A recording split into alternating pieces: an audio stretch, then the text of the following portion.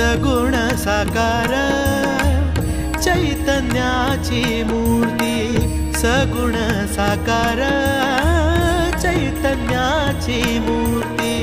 उभी आहे पाठीशी चिंता कशाची, चिंता कशाची. अक्कलकोटी आहे माझा एकमुखी दत्त, नाव त्याचे आहे श्री स्वामी समर्थ, नाव त्याचे आहे श्री स्वामी समर्थ. स्वामी